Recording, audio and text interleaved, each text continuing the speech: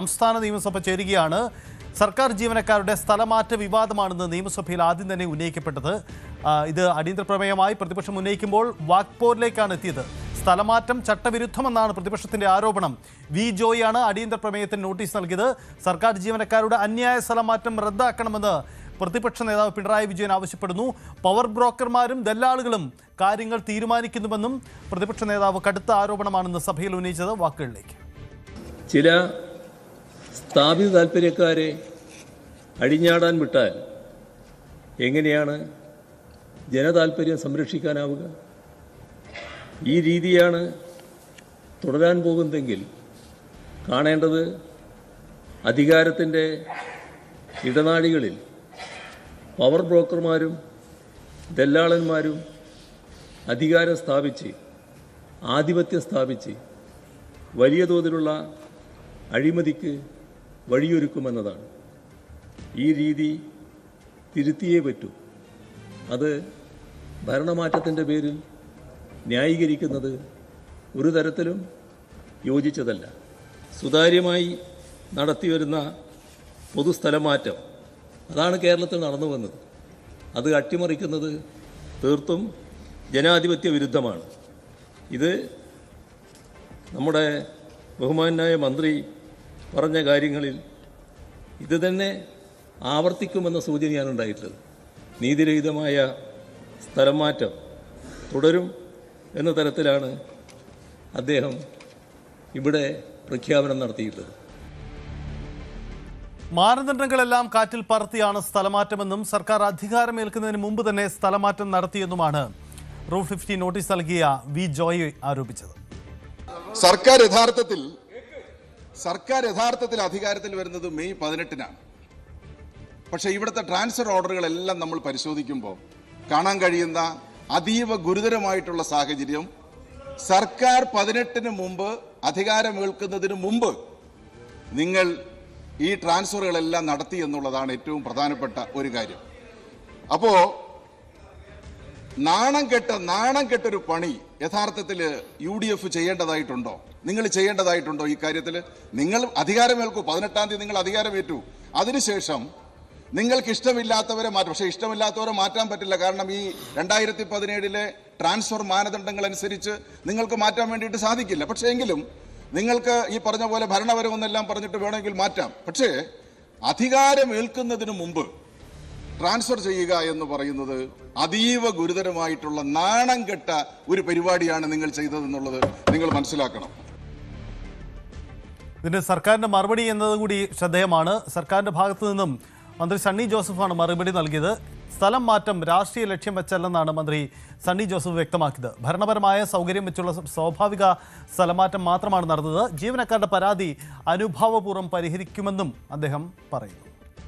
സർക്കാർ ജീവനക്കാരുടെ പൊതു സ്ഥലം മാറ്റം 25/2/2017 സർക്കാർ ഉത്തരവ് നമ്പർ 3 വ്യവസ്ഥകൾക്ക് വിധേയമായാണ് നടപ്പിലാക്കി വരുന്നത്. സംസ്ഥാനത്ത് പുതിയ സർക്കാർ അധികാരമേറ്റതിനെ തുടർന്ന് ഭരണപരമായ സൗകര്യാർത്ഥം നടക്കുന്ന സ്വാഭാവിക സ്ഥലം മാറ്റങ്ങളും റിട്ടയർമെന്റ് മൂലമുള്ള മാറ്റങ്ങളും മാത്രമാണ് നടത്തിയിട്ടുള്ളത്. ജീവനക്കാരുടെ മനോവീര്യം തകർക്കുന്ന രീതിയിലോ ജനങ്ങൾക്ക് ബുദ്ധിമുട്ടുണ്ടാക്കുന്ന രീതിയിലോ യാതൊരു നടപടിയും ഈ സർക്കാർ സ്വീകരിച്ചിട്ടില്ല. സർക്കാർ സേവനങ്ങളുടെ കാര്യക്ഷമത വർദ്ധിപ്പിക്കുന്നതിനും ഭരണക്രമം സുഗമമാക്കുന്നതിനുമുള്ള നടപടികൾ മാത്രമാണ് സ്വീകരിച്ചിട്ടുള്ളത്.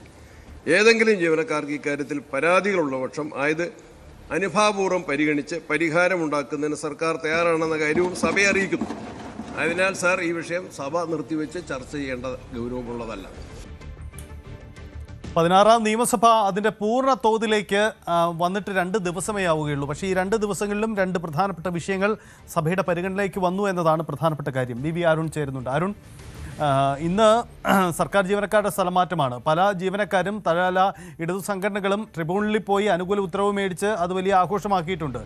ഇതിനിടയിലാണ് ഇത് കൊണ്ടുവരുന്നത്. സർക്കാർ എങ്ങനെയാണ് ഇതിനെ പ്രതിരോധിച്ചത്? പ്രതിപക്ഷത്തിൻ്റെ നീക്കം എന്തായിരുന്നു?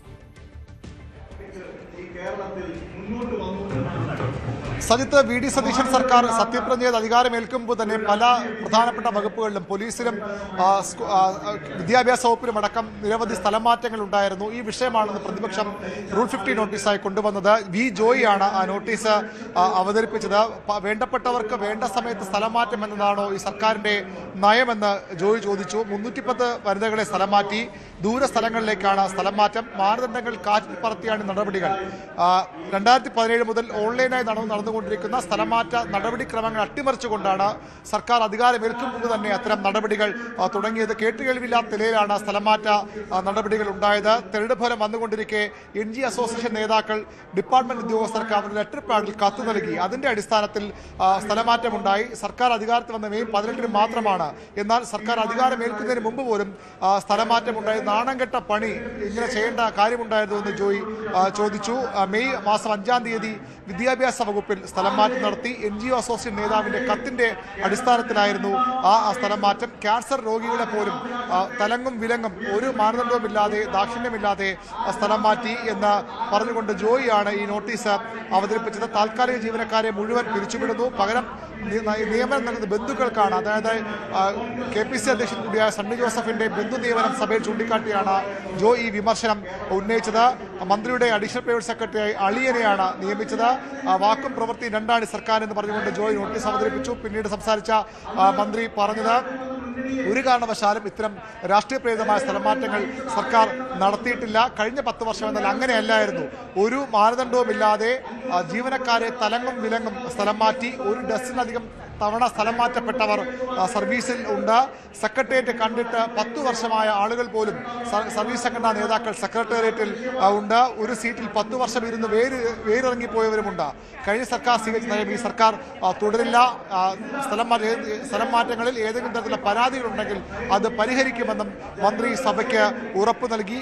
അതിനുശേഷം മന്ത്രിയുടെ മറുപടി തൃപ്തരാകാതെയാണ് പ്രതിപക്ഷം വാക്കൌട്ടിലേക്ക് പോയത്. പ്രതിപക്ഷ നേതാവ് പിണറായി വിജയൻ പ്രധാനമായും പറഞ്ഞത് കഴിഞ്ഞ കാലങ്ങളിൽ ഇത്തരം രീതി ആയിരുന്നില്ല സ്ഥലം മാറ്റങ്ങൾക്ക് ഉണ്ടായിരുന്നത്. അത് ഒരു സ്വാഭാവിക നടപടിക്രമമായിരുന്നു. എന്നാൽ ഇപ്പോൾ അങ്ങനെയല്ല ഉണ്ടാകുന്നത്. സ്ഥലം മാറ്റം പൊതു താല്പര്യപ്രകാരമല്ലെന്ന് ട്രിബ്യൂണൽ അത് കണ്ടുകൊണ്ടാണ് ട്രിബ്യൂണൽ സ്റ്റേ ചെയ്തത്. വകുപ്പ് മേധാവിമാരെ ഭീഷണിപ്പെടുത്തി സ്ഥലം മാറ്റം ഉത്തരവ് ഇറക്കിയവരുണ്ട്. അത്തരക്കാർക്കെതിരെ നടപടി വേണം. മാനദണ്ഡങ്ങൾ മറികടന്ന് നടത്തിയ സ്ഥലം മാറ്റങ്ങൾ പുനഃപരിശോധിക്കുകയും റദ്ദു ചെയ്യുകയും വേണം. സ്ഥാപിത താല്പര്യക്കാരെ അഴിഞ്ഞാടാൻ വിട്ടാൽ എങ്ങനെ ജനതാല്പര്യം സംരക്ഷിക്കപ്പെടുമെന്ന് പിണറായി ചോദിച്ചു. ഈ രീതി തുടരാനാണ് തീരുമാനമെങ്കിൽ, അതാണ് നീക്കമെങ്കിൽ അധികാരത്തിന്റെ ഇടനാഴികളിൽ പവർ ബ്രോക്കർമാരും ദല്ലാളന്മാരും അധികാരം സ്ഥാപിച്ച് ആധിപത്യം സ്ഥാപിക്കുമെന്ന മുന്നറിയിപ്പും പിണറായി സഭയിൽ നൽകി. ഇത് വലിയ രീതിയിലുള്ള പ്രതിഷേധങ്ങൾക്ക്, ജീവനക്കാരുടെ പ്രതിഷേധങ്ങൾക്ക് വഴിയൊരുക്കും. ഈ രീതി തിരുത്തിയേ മതിയാകൂ. ഭരണമാറ്റത്തിന്റെ പേരിൽ മാത്രം ഇതിനെ ന്യായീകരിക്കാൻ നിൽക്കരുത്. അങ്ങനെ വന്നാൽ വലിയ പ്രക്ഷോഭങ്ങൾക്ക് സംസ്ഥാനം സാക്ഷിയാകേണ്ടി വരുമെന്ന മുന്നറിയിപ്പും പിണറായി വിജയൻ നൽകി. ഈ സർക്കാർ അധികാരത്തിലേൽക്കും മുമ്പ് തുടങ്ങിയ സ്ഥലം മാറ്റങ്ങൾക്കെതിരെ വലിയ വിമർശനമാണ് ഉയർന്നു വന്നത്. അതാണ് പ്രതിപക്ഷം എന്ന റൂൾ 50 നോട്ടീസായി സഭയിൽ കൊണ്ടുവന്നത്. എന്നാൽ കഴിഞ്ഞ കാലങ്ങളിൽ നീതി നിഷേധിക്കപ്പെട്ടവരുണ്ട്, തലങ്ങും വിലങ്ങും സ്ഥലം മാറ്റപ്പെട്ടവരുണ്ട്. രാഷ്ട്രീയത്തിന്റെ പേരിൽ മാത്രം സെക്രട്ടേറിയറ്റിന്റെ പടി പോലും കടക്കാൻ അനുവദിക്കാത്ത സർവീസ് സംഘടനാ നേതാക്കളുണ്ട്. അത്തരക്കാർക്ക് നീതി ഉറപ്പാക്കും. പക്ഷേ സ്ഥലം മാറ്റങ്ങൾക്ക് ഒരു പൊതു മാനദണ്ഡമുണ്ടാകും. അത് രാഷ്ട്രീയ പ്രേരിതമായി സ്ഥലം മാറ്റം നടത്തില്ല. ആർക്കെങ്കിലും പരാതിയുണ്ട്, പ്രശ്നമുണ്ടെങ്കിൽ അത് പരിഹരിക്കുമെന്ന് ഉറപ്പാണ് സർക്കാരിന് വേണ്ടി പാർലമെന്ററി കാര്യമന്ത്രി സണ്ണി ജോസഫ് സഭയിൽ നൽകിയത്. സണ്ണി ജോസഫിന്റെ അളിയന്റെ നിയമനം, ബന്ധു നിയമനം എന്ന തരത്തിൽ ഉള്ള വിമർശനങ്ങൾക്ക് പക്ഷേ അദ്ദേഹം മറുപടി പറഞ്ഞില്ല എന്നതും ശ്രദ്ധേയമാണ്. സജിത്ത്, അതാണ് സാഹചര്യം. എന്തായാലും കടുത്ത നീക്കങ്ങൾ തന്നെ നിയമസഭ കാണുന്നു എന്നതാണ് സാഹചര്യം. സംസ്ഥാന നിയമസഭ ഇതിനിടയിൽ വരുന്ന കണക്ക് രാജ്യത്ത് തന്നെ ഏറ്റവും അധികം ദിവസങ്ങൾ സമ്മേളിച്ചിരിക്കുന്നത് കേരള നിയമസഭയെന്നാണ്. നമ്മുടെ നിയമസഭാ ചരിത്രത്തിൽ തന്നെ ഏറ്റവും അഭിമാനത്തോടെ നമുക്ക് ഉയർത്തിക്കാട്ടാൻ കഴിയുന്നതാണ്. നമുക്കറിയാം, രാഷ്ട്രീയ പാർട്ടികൾ തമ്മിൽ പോരടിക്കുന്നുണ്ട്, വെല്ലുവിളിക്കുന്നുണ്ട്, പല വിവാദ നീക്കങ്ങളൊക്കെ ഉണ്ടെങ്കിൽ കൂടിയും ഇതൊക്കെ നമ്മുടെ നിയമസഭാ നടപടിക്രമങ്ങളുടെ ഭാഗമാണ്. അപ്പോൾ ഏറ്റവും അധികം നിയമസഭ ചേരുന്നത് കേരളത്തിലാണ് എന്ന കൗതുകവും പ്രത്യേകതയും പ്രാധാന്യവും കൂടി നമുക്ക് ഓർമ്മിപ്പിക്കാം. എന്തായാലും ആദ്യ 2 പ്രധാനപ്പെട്ട ദിവസങ്ങളും 2 വളരെ വാലിഡായ വിഷയങ്ങൾ സഭയിൽ ചർച്ച ചെയ്യുകയാണ്. പ്രതിപക്ഷത്തിൻ്റെ നീക്കങ്ങൾക്ക്, സർക്കാരിൻ്റെ നീക്കങ്ങൾക്ക് പ്രതിപക്ഷത്തിൻ്റെ മറുപടി, അങ്ങനെ ആ നീക്കം അതങ്ങനെ പോവുകയാണ്.